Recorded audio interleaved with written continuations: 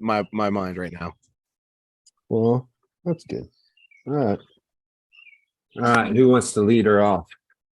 Josh, do you want to start the episode? Uh, Is that sh- funny? yeah, I sure. got you. Here we go, guys. Let's do this. Guys, it's another episode of the Restaurant with Butch Hiles and Gary Hashman. Today we got Josh Eskey on the podcast. We're going to kind of talk about a couple different things. We recently had the Brocation, and we haven't had a chance to really talk about that so far. And then also the recent WVGO, we had the quintet, and then Josh was actually there to possibly participate in the quintet. Didn't, but we can kind of get into that here in a minute. But so hey, just catching up with you guys. How's everybody doing? Doing Wonderful. Great, Gary. Yeah, to it, it's been this tournament's a big tournament, right? So it's been, and I have 20 other jobs. So it's been like a lot to recover from. Meaning not so much for the tournament, because we do a good job from there, but kind of because people want to know results, they want to know the team stuff. And to be honest, not always do I do those for these tournaments, meaning like when it's the state tournament, like I know everybody wants to know who won and whose team won. But for these other ones, I don't always do that right away. But there's enough interest in it this time where everybody's asking like, hey, we brought a bunch of kids, they won, how did they do, how did we rank up, that I'm going to have to do it. So I can't be lazy. So that's okay. But I also, it's good because that's speaking of that, I'll just kind of jump into this. I was at my gym today for a minute, as I should be, because I have a place to run. But one of the parents was talking, I try to make sure that to sit back and talk to everybody before I leave. But anyway, one of the parents was just saying how much of a community all this stuff has become. And they were really impressed, right? Because they're not, this parent doesn't jujitsu, just their kids do. And they're just really impressed how even the other gyms will come and jump in and ref. They'll come in and congratulate other kids. Like if there's another kid crying because he lost, maybe another coach goes up to him and gives him a hug. And we're like, it truly finally has become, a brotherhood. And I guess that would be a good time to talk about it because, he and I had some conversations in private, but it'd be probably good to bring it up now. But like I was telling you, it wasn't always like that. And we've talked about that on this podcast before about the WVGO, meaning that, I do think at first, right, especially when you have a lot of gyms from West Virginia and this tournament's in West Virginia, at first everybody wants to win. So everybody's a little bit standoffish, right? But probably after years of competing against each other in all these tournaments, now they understand like, hey, you're going to win some, you're going to lose some, of course we want to win. That's the goal. Like we want our team to be better, but why don't we uplift everybody on the way to that, right? Whether we win or lose, we can congratulate them when we lose. We can congratulate them when we win. And it's cool to hear, like I've been seeing that, and I think you guys probably been seeing that, but it was cool to hear another parent say that, because that is the goal, right? And we preach it at every tournament. And I honestly I think it took a while for people to understand that, especially I get it in a weird way. And that's what I was telling him. When you have somebody that quote unquote runs another gym, which would be me, right? You might think you're coming in, well, obviously they want to win, right? And I think it wasn't until Gary and I got on here and I truly explained like, hey, I throw these tournaments. I'm not going to screw you because I want you to come back. And then on the contrary, even though that might be your original thought that, hey, like Butch runs this tournament, he wants his guys to win. Of course I want my guys to win, but not at the detriment or at the expense of those people. And I think people finally get that, right? Because truthfully, and as Gary knows and Josh knows, because you guys have people on there, our guys get screwed. They don't get coached. They don't get talked to. I'm the one, like every time there's an open division and maybe a kid's 100 pounds heavier than another one, guess who gets thrown in that? People from my gym. And the reason is not because I want to torture them, but I know they won't complain, right? Like I just know, like, and so anyway, after all this time, I think people are finally getting it. And now we're at the point that I really wanted was the community and the brotherhood. And that is the thing. Like we had obviously me and Butch talk a lot, and we have conversations outside of the podcast, and we were talking about this here recently. Actually, last night I went over to another academy. So I trained at Ecos in High Point, North Carolina, and in Archdale. That's 25 minutes down the road or whatever. A guy who's trained with me a couple times. His name's Danny Boyd, and he's opened an academy, and he had a visiting black belt, Pedro Sauer Academy, and I'm proud of him for opening his academy. I know how hard it is to run a place, and so I just wanted to be there to support him and tell him, hey, I'm proud of you. So I went over there and I got to train a little bit with his guys, but it really is one of those things where it's like I truly believe, not everybody does, but I truly believe that the whole, rising tide raises all ships, and it there shouldn't be this feast and famine mentality. And it's funny because it echoes a lot of what Joe Rogan says. I listen to a lot of Joe Rogan, but man, there's so much out here for everybody. Like, we can all get a piece and enjoy it. Like, there really shouldn't be any hostility. Danny is doing his thing and he's spreading the love of jiu-jitsu that he has. And it doesn't have to be at my academy to do it. Me and Butch have talked about it. He's got people, things have opened up miles down the road. I think it's just the love of jiu-jitsu. I really love this sport. I love this community. It's really hard to find people who do jiu-jitsu for any extended period of time that are jerks. And sure, they're out there, but they're few and far between. And things like WVGO, I think it's starting to show that, like, yeah, we're on different teams and everybody wants to win, but we can do this together. And we're here, even if we're on different teams and it's Ground Zero versus Matt Factory versus Butch Hiles versus Dig City versus whoever, named the team, we can all come together and test each other, but like do it in a way that kind of end up feeling better about everything. And that's nice. Yeah. I think I'd echo a lot of that, Gary. When I go to these tournaments now, I'm not the most long in the tooth competitor by any stretch.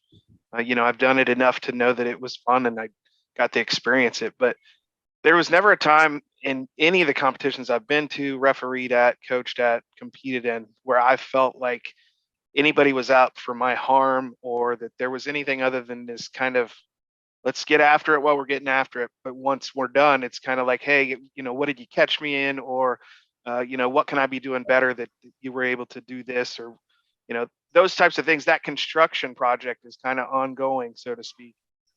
With everybody that I've been around, I'm sure there are tournaments out there. The bigger, the more important, quote unquote, that they get, it's probably maybe not like that as much. But at least the tournaments that I've been to, both in Ohio and West Virginia, it's been a gathering of people dumping water to raise all the ships.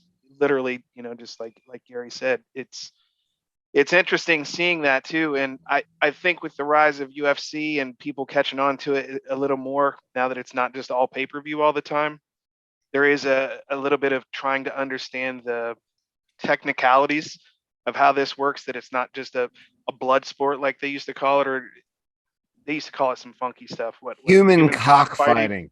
Yeah. So I think they're starting to learn that there's art behind it and that there's training that goes into it. And it's not just two people beating each other with hammers. So I think that now that people are getting exposed to it, like once upon a time, people were exposed to boxing, kind of that bludgeoning piece of that puzzle is like, oh, there's stuff that they're doing. I see that this move happens all the time. What's it called? And I heard 2 or 3 people at the tournament this weekend, some of the adults that were watching their kids like, man, this actually looks fun. I think I'm interested in doing something like this. And I've seen that happen like more than once. So there is something to be said about the attitude and the mentality of these tournaments, at least the ones that I've been to, especially the ones hosted by Butch. So I can't say enough good things about it. Well, I'm going to cut you off, Butch, because I do want to say this, and I don't think it gets said enough. And like, it's funny because I think that I have a busy life. I think that I'm busy, and I'm always amazed by how much Butch does and is still able to do more. That like, I don't know how he does it. I don't know what octane he's running on and whether or not I can get it, but like, and I appreciate you, but like sometimes I feel like, man, I'm run ragged. And then I look at Butch's schedule and he's like, yeah, I just ran back from Erie, Pennsylvania. And he was willing to do a podcast last night. And he was like, it's going to be late, but I'll get there if I can, and we'll go ahead and do it. And I was like, no, man, take the night off. It's okay. We'll do it tomorrow. But I don't think people realize how much goes into, like you said, trying to find the referees, trying to find a venue, putting the mats, getting the mats and taking them to the venue, taking the mats away from the venue and putting them back into storage wherever they're being stored, making sure that everybody who is part of the competition, whether it be referees or people running tickets at the front at the front desk, or people who are keeping track of what mats, all the stuff that goes into running competition. Like Butch is behind all that, and he's doing most of this stuff himself. And like he'll thank me like I did something amazing because I came out and ref some kids matches. Dude, I was standing there, I was having fun watching kids do jiu-jitsu. You're running the whole thing. Like, I don't think people realize how much work goes into it. And so I do want to thank you.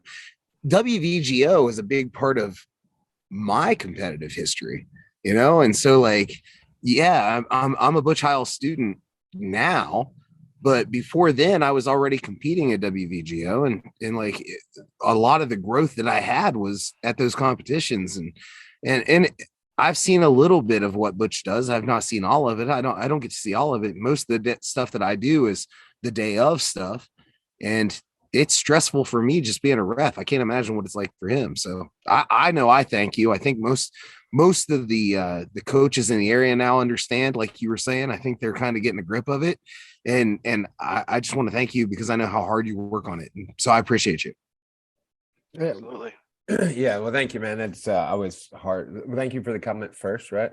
And then what I was going to say, it's always hard to take compliments, right? So that's it. So I want to say thank you, because normally it's like, you ever give somebody a compliment and they're like, "Yeah, whatever," you're like, well, yeah, I just really like gave my heart to you and you didn't say nothing, right? So I'm trying to do better, but no, I appreciate that. And I guess my point too is not, it's when I say all this stuff, it's not to brag. So it's to say it's awesome to have kind of like a dream. I think maybe I did this in 2002, and in 2002, I hoped it would become what it is now, right? But in 2002, you don't have any, like, when it's funny because I remember when I had this ideal, it was literally because there's no tournaments in West Virginia, right? And there hardly was any in Ohio then. There always has been. I remember because I've been training on and off with some people since 1997, doing some no-gi, and we were self-trained, and that's in a time where most people are self-trained. So it's it was 1997. There wasn't jiu-jitsu gyms around,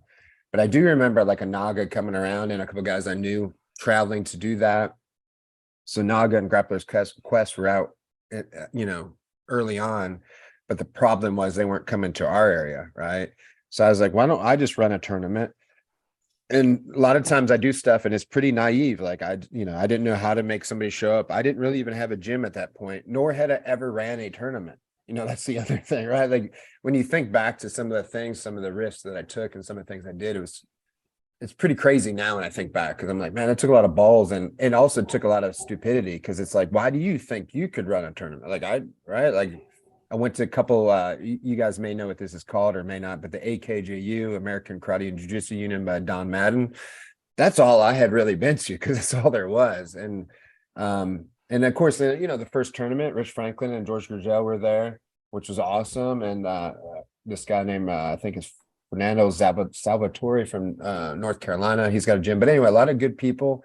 It worked out and we improved upon it. And even in those first few years, like I would just throw a tournament here and there. There was no plan. It wasn't like, hey, I'm going to do one or two every year. It would just be like 2002, I did one. Maybe I did one in 2005. It was like, oh, I haven't done a tournament in a while. It was like an afterthought, right? And then all of a sudden I was like, wait a minute, like I should actually treat this like it should be treated, a professional thing, and get people to show up. And so it's been a work in progress doing all that stuff. But why I bring that up is because I was most proud, and I want to talk about today too, is that, we put these quintets together, right? And I want to bring this up too. Zach Humbertson works his ass off on that. And truthfully gets screwed the whole way through, because he's got people that tell him he's going to do it, and then they don't, and they pull out, especially when you pull out like a week before, which screws all of us because we can't get other people. Now, every time, luckily, we know people in the jiu-jitsu community were able to cobble a team together just like we did this time, right, to go against the Mat Factory.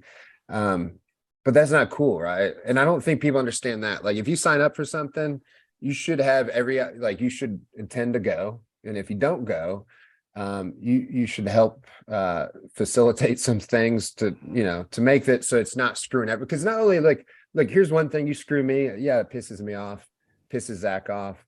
But Mat Factory's coming from Pittsburgh, and they've got their money in it, and they've got time, and they got effort in it. And when somebody doesn't show up for those guys, man, it's rough. And so, for everybody that stepped up this time, which was amazing. I mean, people, Jacob Lemaster. I mean, like, some of these guys are not very big, right? And they went in there against.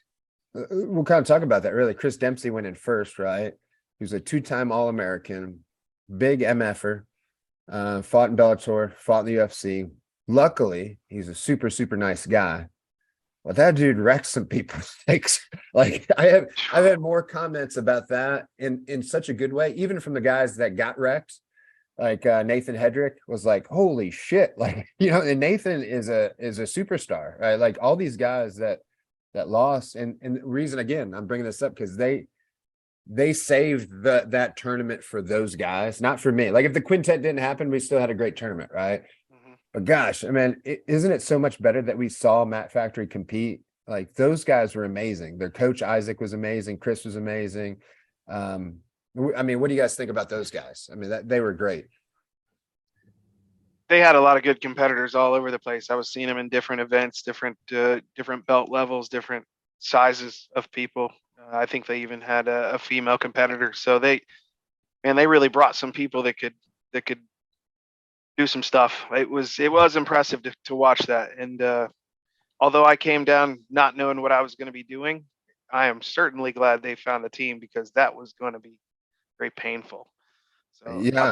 I brought my stuff, and I'm glad I didn't have to use it. Let me just say that. So here's what I'm gonna say. I was mostly reffing 8 to 10 year olds, and I would like to say that I was jealous of everybody who got to witness everything that was going on in the quintet. But what I was watching was 8 to 10 year old kids doing stuff that I still struggled with as a purple belt.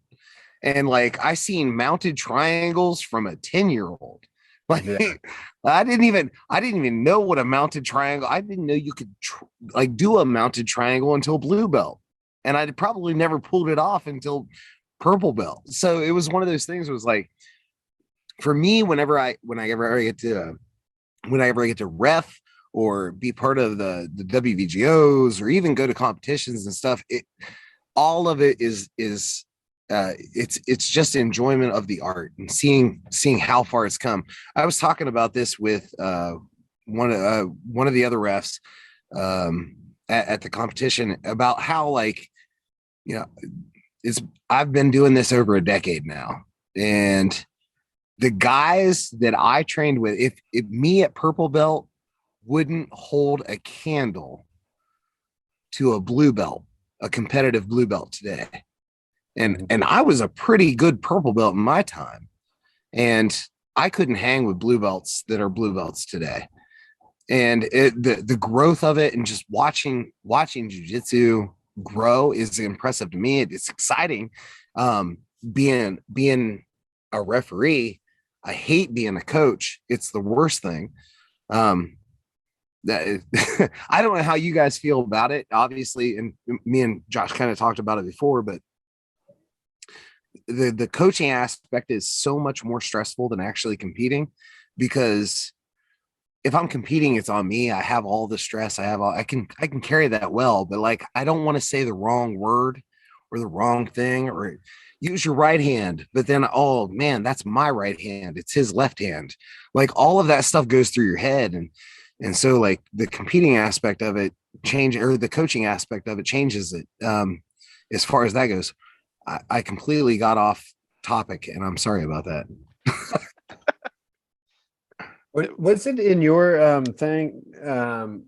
Somebody was talking about, like, another kid. I don't know if he was in the 8 to 10, but they had a really good high elbow guillotine. Was that in your group or somewhere else?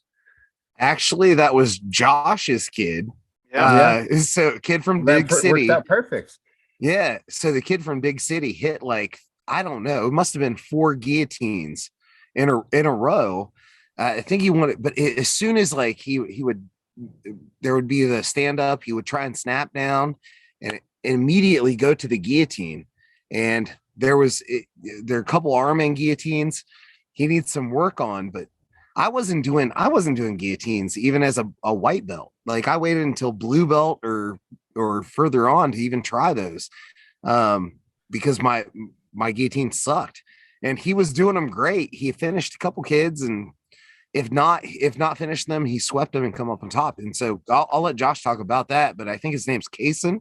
It is Kaysen. Yeah. So he's only been doing it maybe 3-4 months now, but he's into it enough that he's going home and torturing his dad, who just started this week. So that's kind of that leading into other people training kind of thing I was talking about. But a lot of that was born from him having to fight bigger kids during kids class. Cause again, we've all kind of talked about it. Kids class, you can have an 8-year-old that's 3'3", and you can have an 8-year-old that's, 5 feet tall. Like ages are not the same when it comes to sizes of kids. And so a lot of that was born from him having to just adapt, jump into things sometimes to get takedowns. So once he started getting them on some of the bigger kids, he kind of just kept practicing it. And it's really like in the last 3 weeks at classes that he started really hitting those guillotines. So it does work for him. And Gary and I did talk a little bit about his technique needing some work. And I talked to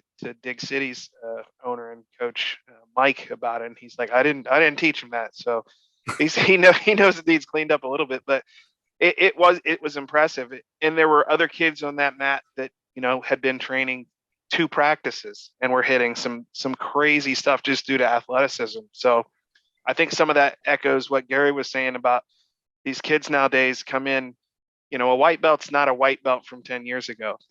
Some of these kids are coming from wrestling backgrounds or just being physical as youths. And they're just murking people through just a few techniques. And as they grow into the sport and learn some more techniques and magic tricks, so to speak, it gets scary real fast because, this is the new baseball, or this is becoming a sport of mass amounts of people are getting into. It's not just a niche thing like it once was. So it is kind of awesome to watch that. But, from a selfish standpoint, it was cool to see a Dig City kid, winning some medals, and, it just lights the fire even more for him. He gets to go back and show off to all his friends. And then it kind of feeds them to go, oh, well, maybe I should do this. I've beat you in practice 8 times, so surely I can compete well. So it's nice to see that. And even the matches that he lost, he was always kind of coming back and like, what could I have done better? He'd talk to his opponent or the other coach. It literally harkens back to what we were discussing in the beginning. There's just this community of people that are willing to help each other to get better at this sport as a group, as opposed to as an individual. So, being a coach, like Gary was saying, it's scary because you don't want to say the wrong thing. You don't want to be the reason that the match was lost because you told them to sweep and they should have done something else. So, it was a lot of fun to see him win in his first match out. And I feel like I didn't do anything to help him win. He did it on his own, but I'll take some credit that I was standing there, giving him thumbs up. So if that's coaching, then I'm pretty good at that. Here's what I'll say as far as Kaysen. There was a kid who it was clear that he was better than a lot of kids. I had the 8 to 10 brackets, right? And there was a kid who was a standout who just wiped the mat with everybody. Mm-hmm. His dad came to me and said, hey, or maybe it was his coach, but came to me and said, hey, I seen that kid, I don't know, it's this Dig City kid. Can we get a match with him? Because he seems really technical. And I was like, I'll go talk to him. Let me get through these. I've got to get through these brackets first, but let me, and this kind of goes back to what Butch was saying about, first you have to know that at the beginning of all of the competition, Butch is like, hey guys, we want to make this right. We want to make sure everybody's happy. We want to get as many matches for these kids as possible. So if you're not happy, or if you want an extra match, or you want a kid to get a match, like, come to us and say something. And so this coach came to me and said something, said, hey, they're not in the same bracket, but that kid over there is pretty good, and he does some stuff that's different.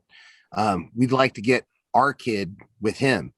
And so I went over to Cason's. I'm sure it was his dad that was there. Mm-hmm. Yep. Yeah. And so I went over to his dad and I was like, hey, these guys, they feel like he's really good. They would like to get a match against him. They think he's really technical. And to be honest, like, Kason and that kid, I think Kason's probably maybe 8 to 10 months behind him in training. And Kason went out there and he almost tapped him. He got that guillotine. It was tight.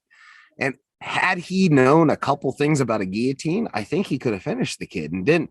But it was one of those things where it's like, they seen it and they were like, hey, we're here. Let's go ahead and get them on the mat together and get some extra experience. I hope that Kason's dad and Kason understand how much growth that comes from competition, and just like that. And I'm so happy that they were like, yeah, we'll get the extra matches in. We're here. Let's go ahead and get them in.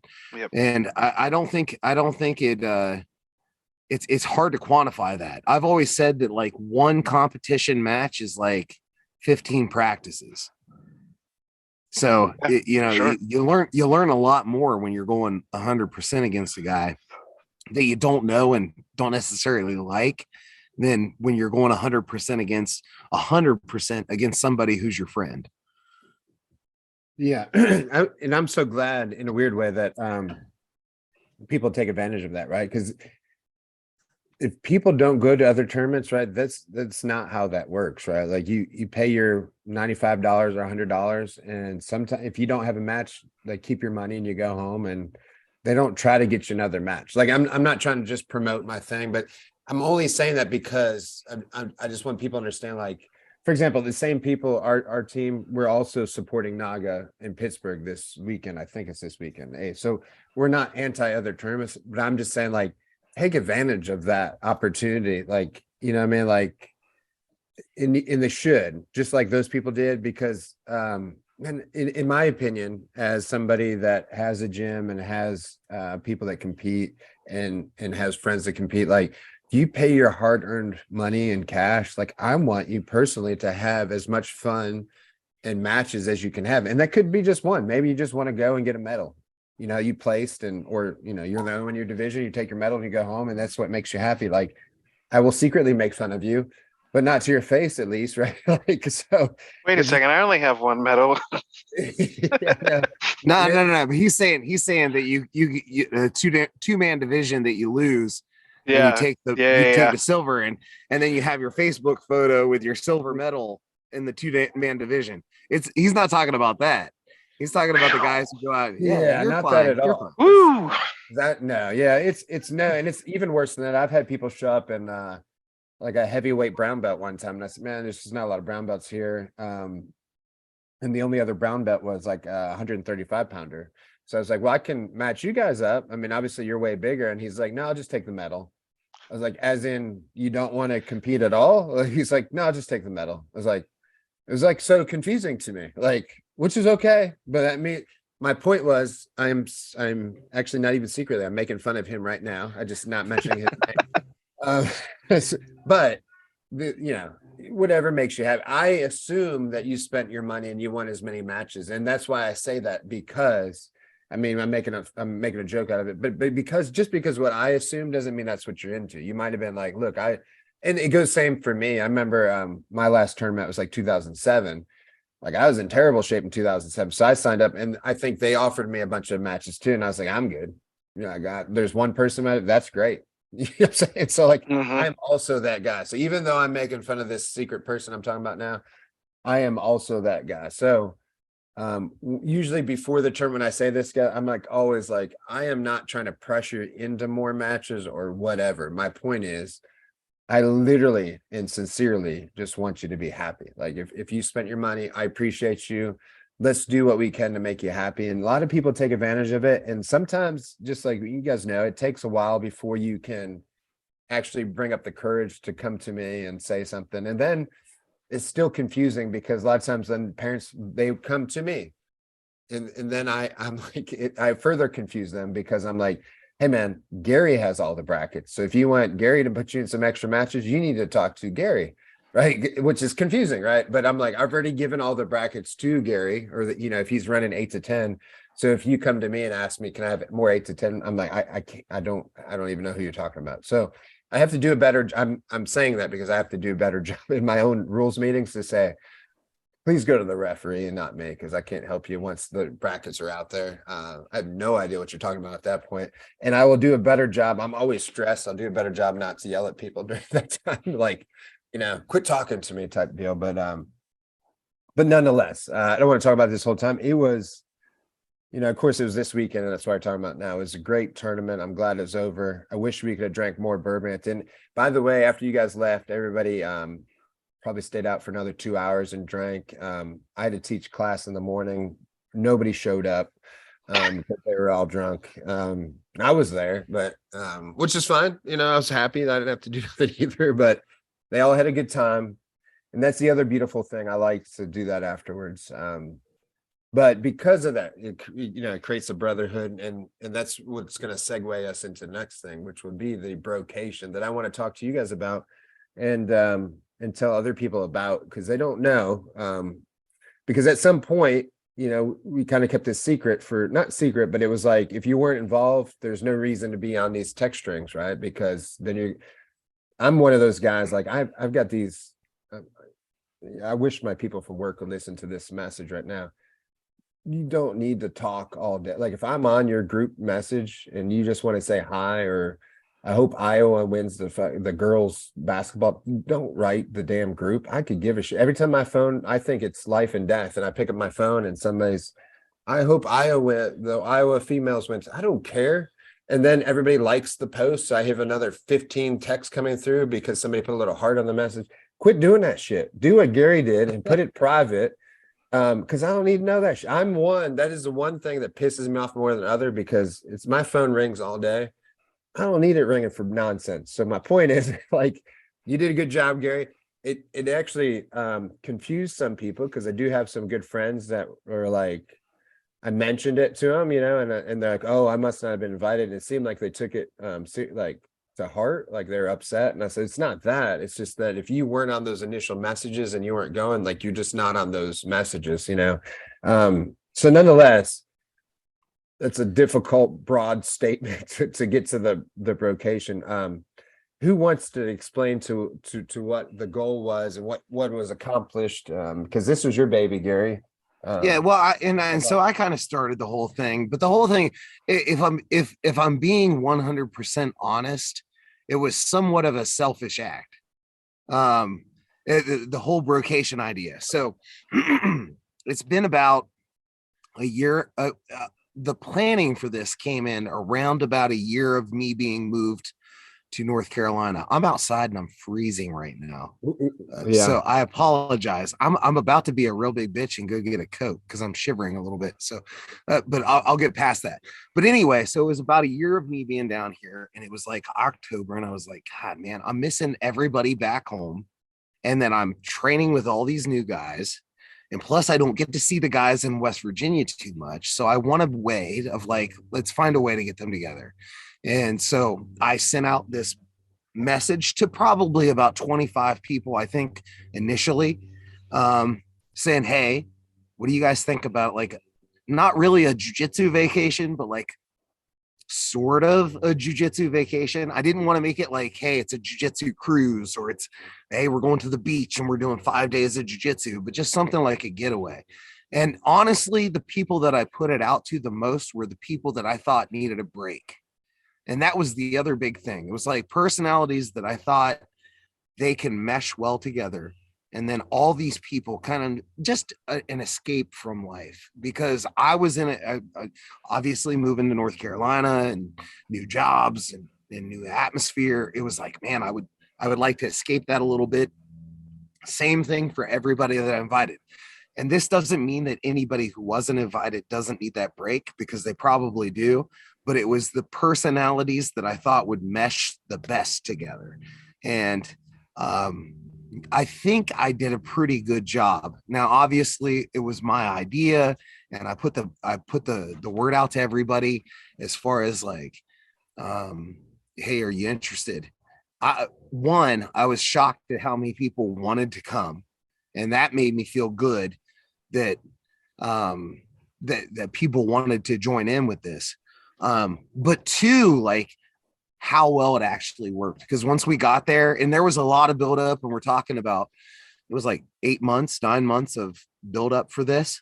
And when it finally happened, it was like everybody immediately got along. Like there was no real, I mean, obviously personality types don't all mesh up, but it was funny how like how quick everybody settled in, and we were all just doing like, hey, this is the group now, and we're all group, and we all had dinner together. And I mean, between smoking pulled pork and going to restaurants and then training every day, and it was amazing. It was amazing, and I couldn't have asked for a better group of guys and a better reaction to actually going there.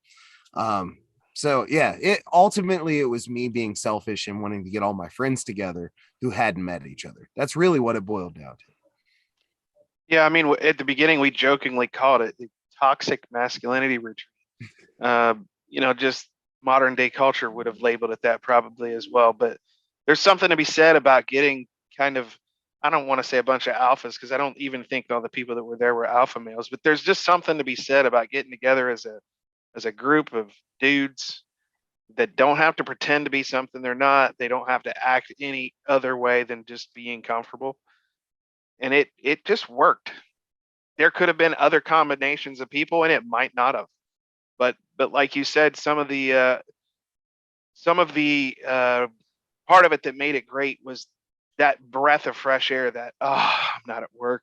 I'm just here. I'm getting eating smoked meats and drinking whiskey and fighting people. And those are my favorite things on the planet anyway. So I get to do them for 3 or 4 days, regardless of whether it's people I know or don't know. You're kind of going to form a bond because these interests are similar. Um, it, it could have gone very badly. It very well could have. I've seen it happen. I've seen enough, housewives of Atlanta when they go on their little trips to see that these things can go horribly wrong, albeit that's the other gender. However, Yeah. it just worked. And like Gary said, it was, people trickled in at different times in the first day. There was never like a battle over who does dishes or who's cooking. Like people just pitched in. Like it became almost a, a fraternity into itself, 10 hours into the whole excursion. It's hard to kind of quantify how it did work, but it just felt right. Like part of it's because we're busting each other's balls the whole time too. I mean, I don't think there was any overly sensitivities of, nobody was exempt, but if it got too far one way, it was like, we can squash this tomorrow in jujitsu if you want to. Like there was always that, you didn't want to take it too far because you might get fucked up the next day. So that was part of it too. At least that's my experience of it. You have to watch what you say a little bit when somebody's going to be strangling you 10 hours later. But yeah, it was. Well, I had a conversation. So one of the guys that I brought up from North Carolina, his name's Thomas, pizza guy. Everybody knows him as pizza guy. But Thomas, we're sitting there, and I want to say it was the second night. And he was like, Gary, he's like, I've got family that if they would have put something together like this, that I would have said I'm not in. And so like, we trusted you to like 15 personalities that we don't know everybody. I don't have any idea who these people from Ohio or West Virginia are going to be. And like, we trusted you. And it wasn't until then that I actually felt any kind of pressure, because then I was like, oh my God. And then he was like, but it works. He's like, I don't know how it works, but he's like all these different people and like, nobody's really the same.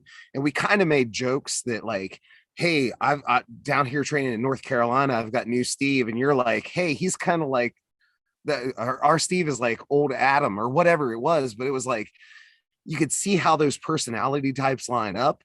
but it was like, it just kind of, I don't know how it worked. And I'm happy that it worked, but I didn't feel any pressure until Thomas was like, I wouldn't trust my wife to put this together. And he's like, for me to come on this with you, on this trip with you, like, I was really believing that you have some solid people to go with. And so it made me feel good that it worked out the way that it did. And it sounds like a pat on the back for me, but really what it boils down to is like everybody that came, like there's a reason why I invited you guys. It's because you guys are so awesome. That's the reason it worked, is because everybody that came, there wasn't any big egos. There wasn't any, everybody had their personality traits. Obviously, it's fun to watch Seth hold court talking about boxing. And, I would try and chirp up and chime in, but I know I don't have any part in that, and so like, it was fun to just watch that happen. And, poker night was the same thing. It was like, okay, well, I'm out, so I get to sit and watch what happens. Or you guys were on the grill, cooking breakfast for dinner, like all of the stuff that happened. It was like one of those things where it was just like, we were supposed to be there at that time. Yep. Like the brotherhood was supposed to be there at that time. And like I said, it was, a lot of times I talk about jiu-jitsu being an exhale for me, like all day long, I'm holding my breath and trying to get through the thing that I'm doing. And so I get to jiu-jitsu and that's my exhale. Well, man, if that wasn't like the biggest, like Wim Hof deep breath exhale that I've ever had, I couldn't tell you what is. It was great for me. And then of course, Butch showing up, and Butch it's funny because he kind of like floats in, huge impact, and then he vanishes. He's like just gone. And I don't know how he does it, but like everybody's talked about Butch is like, he's the craziest, most awesome. Everybody down here is like, he's the craziest, most awesome guy. And I felt like I only seen him for 5 seconds, but also I knew him my entire life. It's hilarious. Yeah, that was a busy day. I mean, unfortunately it wasn't on purpose, right? But Ryan had his belt testing that same day, and I felt like I needed to support that. So I was completely the opposite direction, which is 2 hours from Charleston that way, and then to drive. I don't even know what time I got there, but it was really late. And then, of course, like I think once I got there, the signal wasn't working. So I wasn't sure if I was in the right place or not. So I was doing weird stuff, like looking at people's cars, which I was like, man, if this is not the right place, these people are gonna see me like looking through their cars. But I was looking for like North Carolina plates, and I was like, man, yeah, that's them. Because there also was, and you guys will probably figure this out now, like, but imagine at what time it was, like midnight. There's 2 houses. There's one in front of me and there's one to the left, right? And I'm like, I don't know which one I should go to. I'm assuming it's the one to the left, which is where you were at. But there was like an old, like even, more Texas Chainsaw Massacre one looking right in front of me. And then, I was like, I don't, because I also don't want to go to this mansion and it's not you guys. And then, at midnight, and then they kill me too. So it was like very confusing. But let's set the stage for that too. So how did you, Gary, or whoever pick this mansion in Tazewell, Virginia?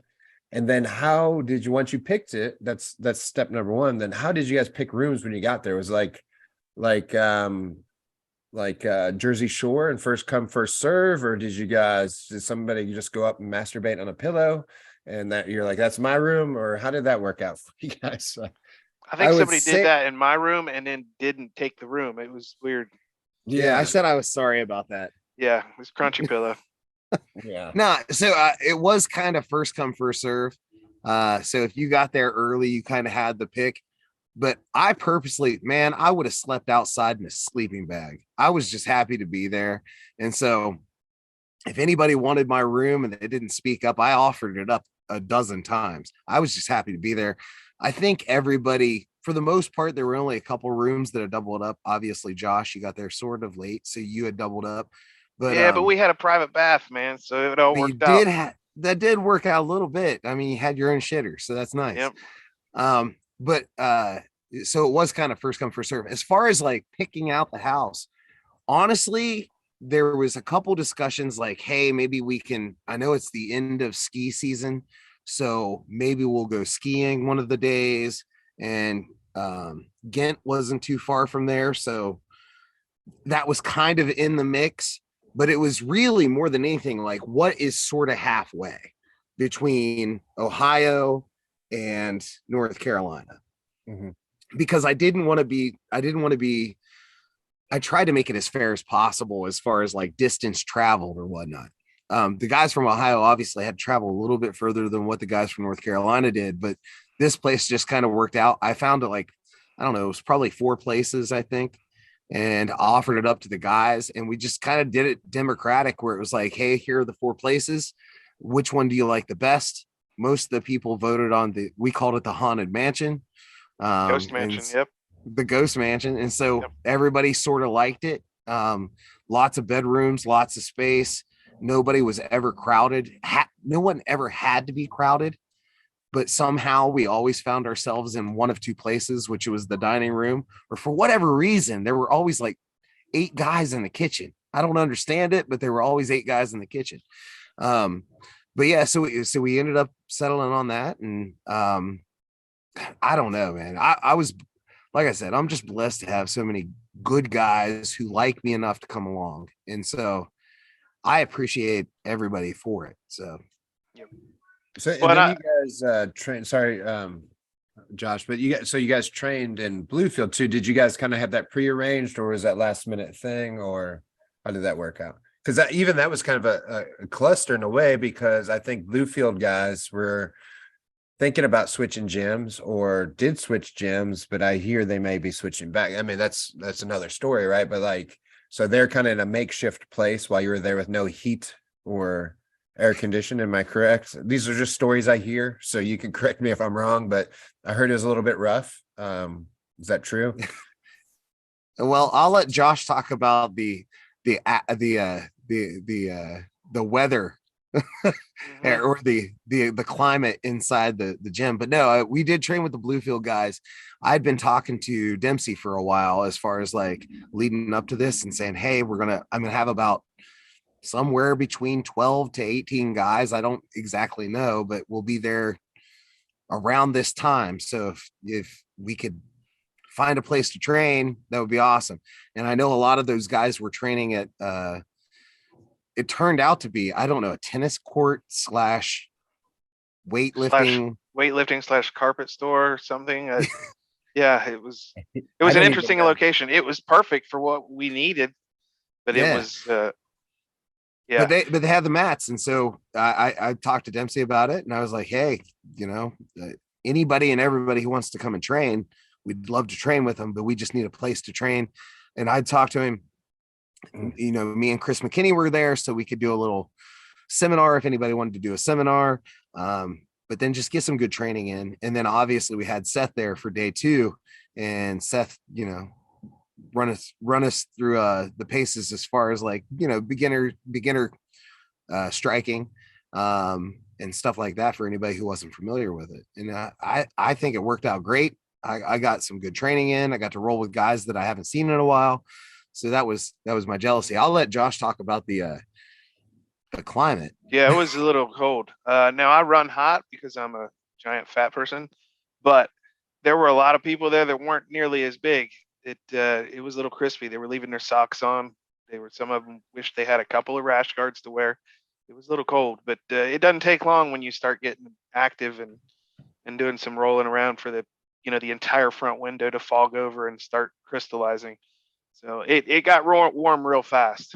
So let's just put it that way. But the mats are always a little more solid when it's cold. So we But weren't doing a whole lot of takedowns and throws. Let me just put it that way. when you guys trained, it sounds like 2 days. How long were your training sessions on those days? It was a couple hours, I think, both days. We tried to get there around 11, I think, and left right around 1 o'clock. Went and grabbed some lunch So, or something like that. So it was 2 hard hours though. so that's good. Like, take me through your itinerary. So let's say that, did you guys get there on Friday or longer than that? Friday?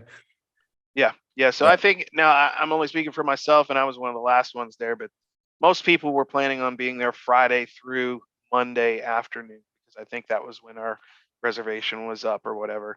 There were some people that had to leave a little earlier, just couldn't take the day off on Monday or whatever it happened to be. But that was the tentative itinerary, was, Friday afternoon, evening through Monday morning. And it was just kind of come when and if you can, leave when you have to, that kind of thing. Really the only things that we had scheduling wise was, again, Gary had worked it out with Josh to be at the gym around 11 o'clock. That way those guys, it's their weekend too. So they, if they wanted to sleep in before they went to training, or some of them had church and stuff like that, that they had the opportunity to come train too. So that was kind of the tentative schedule. That was really the only thing that we planned a time to do, because there were other people other than just the house crew involved. Everything else was kind of just played it by ear. So, but yeah, it was about a 2-hour session once we got there. And I think some of that was planned-ish, but some of it was, you're so worn out after, 5-minute round after 5-minute round with no breaks for 2 hours, that you're like, yeah, this is a good time to stop. So I will say too, as far as like itinerary, I think everybody kind of, not unlike, and this is one of the things that kind of reminded me of WVGO, because you go to WVGO and everybody just kind of chips in, right? And Butch has obviously been super appreciative to me and anybody else who would come and ref. We had guys who filled in as far as like the quintet stuff goes, and so like people just kind of step up and volunteer their selves. So not unlike that, in the build up for this, people were all, like, nobody ever put it all on me, even though it was my idea. So Thomas, the first night, he was like, hey, I'm working on a pizza dough. I'm going to test it out on my niece and nephew. And if it works, I want to make pizza for everybody the first night. So we get there Friday night. We didn't have to think about dinner because Thomas he was feeding everybody. And so he feeds everybody pizza the first night with his dough. It was great pizza, and a ton of different toppings. I was actually surprised how many different kinds of pizza he made. I thought he went too far. I was like, man, I would have been cool with pepperoni and cheese, but okay. But so Thomas took over that for the first night. There was talks about what we was going to do as far as dinner the next day, which was originally going to be the pulled pork, the smoked pulled pork. But it got a little long in the tooth that Friday night. We went and trained Saturday morning, and we all had lunch out. And when we got back, it was too late to start anything. So it was like, hey, we'll just do breakfast for dinner. So we grabbed whatever ingredients we needed from Sam's Club, and we bounced back over to the house. And we had the Blackstone, and Chef Josh and Chef Seth put together all of the food for breakfast for dinner. So we had breakfast for dinner Saturday night. Sunday they started actually I think it was Saturday night you started the pulled pork. I started it Sunday morning. I got up at 5:30 and got it in the smoker. And so Josh had the smoker rolling at 5:30 in the morning. And Sunday we had pulled pork sandwiches and it was so good. But it was just one of those things where everybody just kind of chipped in. As far as entertainment stuff, it all lined up for us that, Friday night, obviously, it was a bunch of meet and greet stuff. All the people from Ohio introduced to all the people from North Carolina. And then Saturday night was the fights, the UFC fights. So we sat in, once again, everybody kind of in the same area watching the fights. And then Sunday we had our poker night, which Butch was at. And so we was all playing poker together. So entertainment kind of like it did itself during the day. People were just kind of gravitating to like-minded people. It just so happened that, some people from North Carolina and Athens area had the same kind of personality types, and they would make themselves a group, and some, another group of Athens people would find the other group of North Carolina people, and they would make them groups. And honestly, I tried my best not to be too much of a part of any group. Like I was sort of floating, especially after my conversation with Thomas about, I wouldn't trust anybody, and I trusted you to do this. I felt like immediately all that pressure became like, I need to make sure everybody's having fun. And so I tried to just kind of float between the groups that had separated themselves to make sure everybody was enjoying themselves. And I was like, everybody is having fun. And so I just wanted to make sure I was talking to everybody as much as possible. And a big, like I said, a big part of it was just to catch up with everybody. A lot of people that I hadn't seen in a while, and and this is not to say that any one person is more important than it. It's just who I hadn't seen Maj in forever, it felt like. And so to catch up with Majid, to catch up with Seth, who I hadn't really seen. I mean, obviously we talk online, but I hadn't talked to him in forever in person. And so it was nice to see those guys and just catch up. So after doing this time, is there anything you would change or do differently, or are you still like a work in progress, or what's your thoughts on Brocation number 2? Well, I'm gonna lead to Josh for this first, because I want to hear what he liked about it and what he would have liked to see more or less of, as far of the kind of like Brocation idea or the jiu-jitsu idea or whatever it was. And then I will give my synopsis after that. Yeah. So I used to be a guy that when I would go on a trip, I'd want everything to be planned. I'd want a segment, and this we're doing this at 10, and I've got plans to do this. I used to be that guy. Part of becoming an older gentleman, just turned 43. I don't care about any of that stuff anymore. If I can just relax, that is a vacation for me. And so I think the only parts that were structured just enough because we were going to do a thing that I enjoyed anyway. It wasn't a burden, but we weren't like, all right, guys, at 9:30 we're gonna start playing Jeopardy, and 10:30 we're doing a dart tournament. Like it wasn't regimented, and I think that's part of what made it work. Now there are probably other people that they still function that way, and that might be their biggest thing, was like, well, I found myself just sitting on a couch, 2 hours from my family, and that part wasn't so much fun. I could have done that at home. There were probably people that maybe somewhere inside were thinking that, but I think from my standpoint of things that I would change, I don't know that there's a whole lot, because it's partially because of my age, whatever you want to call it, me being an old fogey and not wanting to do a whole bunch of stuff or being tied down to a clock like I am every other day of every other week. It just kind of made sense. So I guess the only things I would change is we talked a lot of crap about all the things that we were going to fix for food, and we only made one of them. So there was a whole lot of chatter.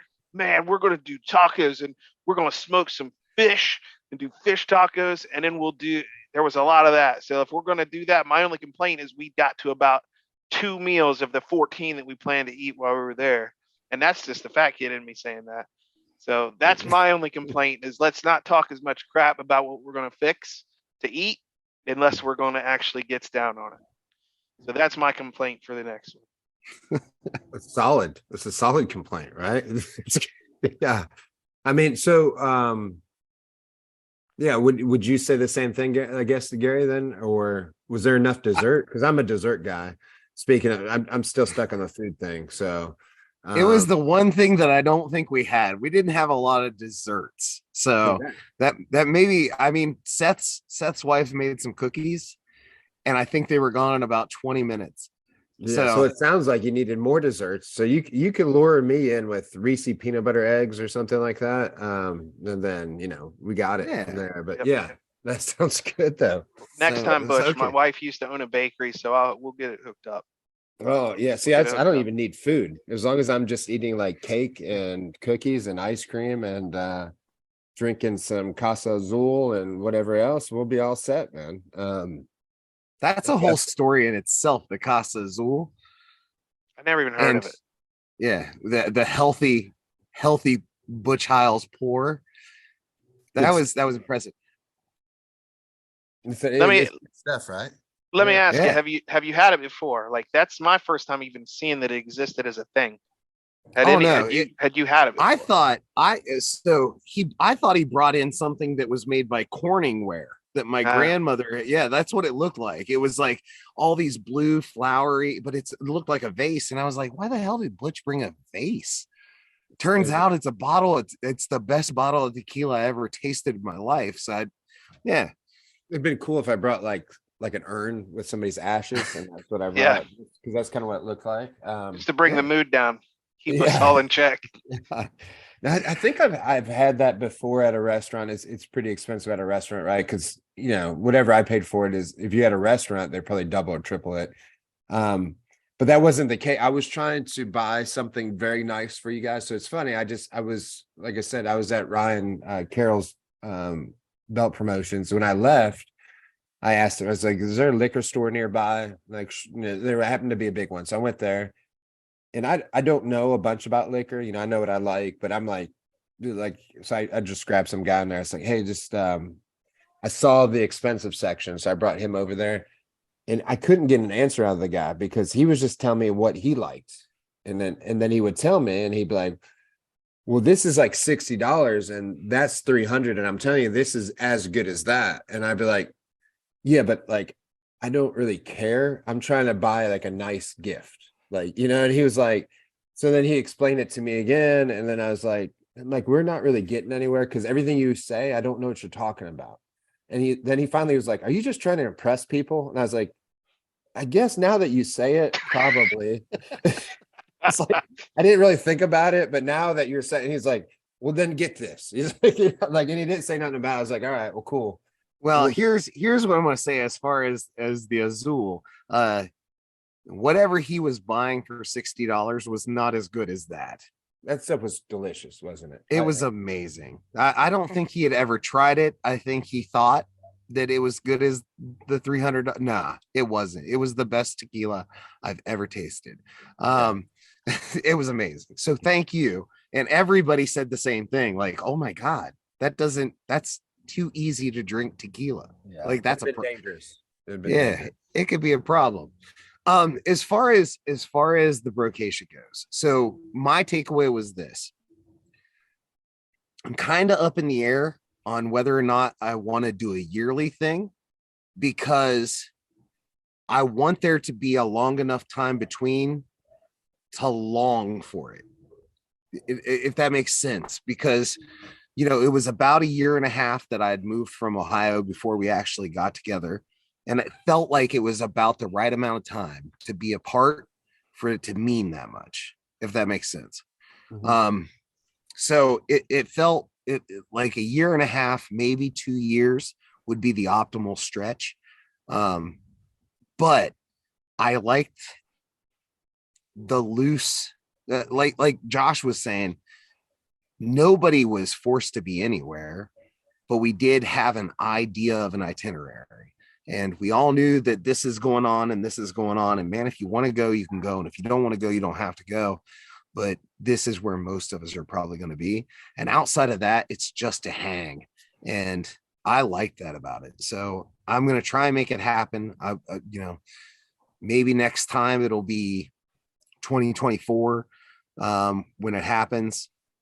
Maybe going into 2025. But I think there needs to be a little bit of time. And we would like I think I would like a different location. Maybe this time not in the mountains, maybe the beach. I think jet skis would be cool. So yeah, I think that for the next time, and then some training on the beach somewhere. Obviously that, jiu-jitsu is expanded enough where there are tons of places that you can train at. Josh, obviously and our Brocation kind of continued. Unbeknownst to Josh, I was kidnapped, Butch. I was kidnapped, and I want this to be on the record. Unbeknownst to Josh. Yeah, I'm glad you bring it up, Gary, because I was going to add, because I think people need to know about that too. I think that's an interesting story, right? Obviously, you already started, and I'm giving it, but no, I think it's amazing. So tell me, because you guys did tell me a little bit, but tell me more in detail. Like what did I miss with what happened? So, which perspective Josh, do you want? Do you want the one that didn't know what was going on the whole let's time? Take that one first. Let's take. All right, that's the best one. Actually, let me break it down for you. Okay, I was in Florida for a wedding. It was a great wedding. It's a nice time. Stayed in a nice place. Wedding was beautiful. Nice people. As weddings always are. So we were done with the wedding Sunday morning. We're checking out of the hotel. Oh, hey, we can. I know you're off Monday and Tuesday. We can go ahead and go home if you'd like. I know you, and I know you're more comfortable when you're getting stuff done. And the longer you're away from work, you get a little antsy. I said, yeah, that is how I am. Okay, well, I ordered something online and I need to pick it up. We can either ship it, but it just so happens that they're just down the road in Kissimmee, Florida. You mind if we stop by and pick it up? Yeah, sure. That makes sense. Tickles my little we're saving money button. Okay, so we pull into a place. Looks like any other village that they built on an old piece of swamp in Florida. Pull in. Hey, do you mind coming up with me? Just in case it's sketchy. Sure. Yeah, I mean, that makes sense. Safety first. Go up and knock on the door. The door swings open. And who's sitting at a table with a guitar but this son of a bitch right here, just serenading me for whatever reason. And I want to add, he'd been dropping subtle hints that had I been smart enough to put them all together would have made sense, but it all kind of encapsulated all at once. So there sits Gary at this table. Hey, how you doing? We're in Florida. Nice. Hey, we're going to go buy some baseballs. Okay. That's super random. Let's go buy some baseballs. Well, that's what why baseballs? Like what you didn't Butch, I don't know. But we're going to buy baseballs. Okay. So first of all, you'd think a baseball would be a pretty easy thing to buy in Florida. It's not. No, it's not. We went to 3 different stores and one of them didn't even have MLB baseballs. It was like a collector's shop. It's like, I have no baseballs. But you're really looking for baseballs. That wasn't like code for something. Yeah, really looking for them. We found some. I think we bought the last 4 that the store had. Yeah. So the story gets better. Still don't know what I'm there for. Still don't know, other than, some of my favorite people in the entire world are in Florida and we're going to get to hang out. So we get in this car. It's about the size of a Mini Cooper. I don't know if you've ever met me, but I am not a Mini Cooper sized person. Neither is Gary and his broad shoulders. I think we were touching shoulders the whole time we were driving. However, in all fairness, wait, we Thelma and Louise all the way from Kissimmee to Tampa. Very true. Yeah. So we're headed towards Tampa. Okay, well, I'm not dumb. I do know they play baseball at spring training in Tampa. Bradenton and nice baseballs in Tampa, I guess. Yeah. Sarah, the Yankees play there. That's their spring training. And this is spring training season. Oh, okay. Well, that makes sense. We're going to a spring training game, and we get closer to downtown Tampa, and I'm like, well, we're not in Sarasota, and we're not in Bradenton. We must be going to where the Yankees play. And we get closer and closer to Raymond James Stadium. And I know Tampa a little bit, and I know that the Yankees Stadium, which is George Steinbrenner Stadium, is right across the street from Raymond James, where the Tampa Bay Buccaneers play. Cool. So we park in the parking lot right behind it. Cool. We're going to a Yankee game. This will be fun. I'll be at preseason, but I'll get to see Mike Judge and all these players that are, all these famous people. That's obviously why we have the baseballs. So we get out of the car. I'm finally like, okay, well, I guess we're going to a baseball game. They said, do you have everything you need, Josh? I said, I don't fucking know what we're doing. So you tell me if I have everything that I need. And so they all take their shirts off at the same time, their hoodies that's covering up their Dave Matthews Band t-shirts.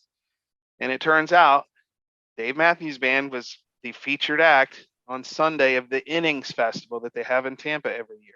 And so they had been planning this evidently since September of the year before. I had no idea, hadn't looked at the Dave schedule. And if you go a little bit deeper into the history of Gary and my wife and Gary's wife, we've been traveling to see Dave Matthews Band in some pretty outlandish places. So it's the coolest kidnapping of all time, but it was definitely confusing for a very, very long time. And I can't thank my wife and Gary and his wife enough for kind of surprising me. There's a lot of those times where I have this inferiority complex. I don't deserve nice things like that, to be surprised. Like, what did I do to deserve this awesome surprise? But they seem to like me for whatever reason. So I'll take it. But it was an interesting perspective being on the don't know what's going on side. Now, from Gary's side, I'm sure there were text messages and all this other stuff. And do you think he knows yet? And I didn't say anything. So well, I will say this on my side of it, 90% of it was Jen, Josh's wife, saying, Gary, don't you say a fucking word. And I was like, why do you think I'm going to say anything? And then Brandy is like, because Gary can't keep secrets. And that's not true. it's not that Gary can't keep secrets. It's like she was going off of like this idea that I just want her to open Christmas presents. I hate having a Christmas present under the tree and just like open it. Just fucking open it. We're adults. We don't have to wait for the 25th of December. You know, I bought this for you. Santa didn't bring it. Just open it. That way I get to see you be happy with it for an extra 17 days. Why do we have to wait until the 25th? And so that was what my wife is going on. So it's not that I can't keep secrets. It's just that I don't, if I have a present, then I want to give it to you now. And even had I like, I didn't have the present for Josh the day we were on Brocation or anything. So I was going to keep the secret. Keeping the secret wasn't the problem, but it was fun to like, I was throwing out like little hints and I would ask him all the time. So like, what are you doing while you're down there at that? I know you got the wedding to go to. You're still going to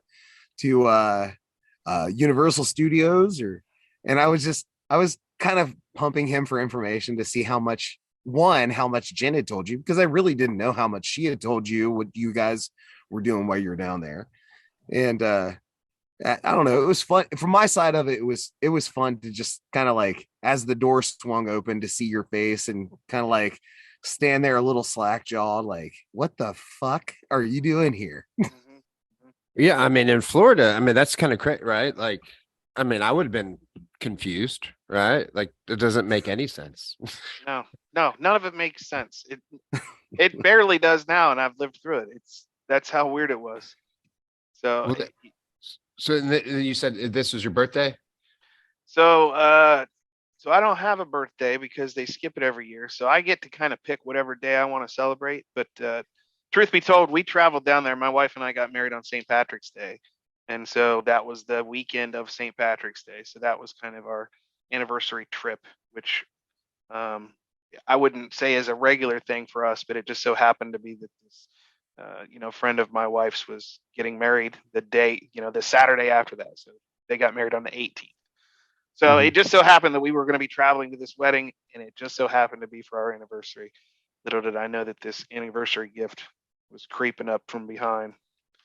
So, I mean, that's pretty cool. Like, so do you think, I mean, obviously you guys talked about it, but now was it totally random? They just happened to see Dave Matthews was there, or they look, so they didn't say nothing? So yeah, that was just kind of a luck of the draw. Like, okay. We had went to, outside of Seattle, there's the Gorge, which a lot of bands have played at, but Dave Matthews on Labor Day every year, Dave Matthews, that Labor Day weekend, does a 3-day concert in the Gorge.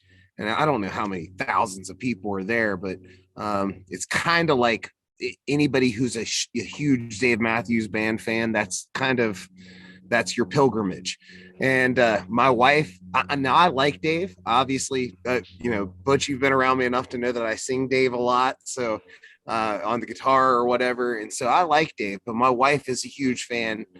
Jen and Josh are huge fans, and I'm in it as far as like along for the ride. So we went out to the Gorge last year and did the 3-day trip there, and we were kind of kicking around like, hey, when are we going to go see Dave again? What's this tour look like?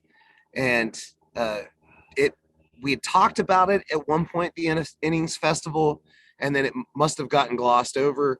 We actually have a trip to go see Dave for 2 nights in Wilmington, North Carolina. So they're going to be coming down in a couple months, and we're all going to go to Wilmington to see Dave Matthews. But the Innings Festival was something that Josh just kind of glossed over and never thought about again. And I don't know if he's seen it. If he did see it, it wasn't something that stuck out to him. And obviously he didn't think about, hey, I'm going to meet Gary there. And so it was just one of those things. It would just so happen to line up. And then it was Jen's idea. So Jen was the orchestrator of that. And she got us involved. And I was like, yeah, I'm not going to say no to going and seeing Josh. So I'll make it happen. So as it mentioned when we were at Mexican too, so Third Eye Blind was pretty awesome as well. Yeah, I mean, listen, a lot of these nostalgia bands are good to see. It's like, oh, cool, I can put that on my list. You don't have to tell people you didn't see them in '97. You've seen them. What year is up to you to tell them? But they were pretty good, man. Like, of course, some of the songs you're like, I've never heard this. It's off their new album that 17 people purchased. But man, they Yeah. can still, even that they're still professionals. Yeah, And they're absolutely. still very good at their craft, and especially the ones that everybody's singing along to. They can still crank it out, and it makes sense now. Seeing them, it's like, oh, well, I see why they were such a great band and why they kind of have that staying power. So yeah, they were great. Marcus Mumford was there without the Suns. Still very epic performer. I mean, he's kind of a standalone guy anyway, even when the Suns are there. But it was great.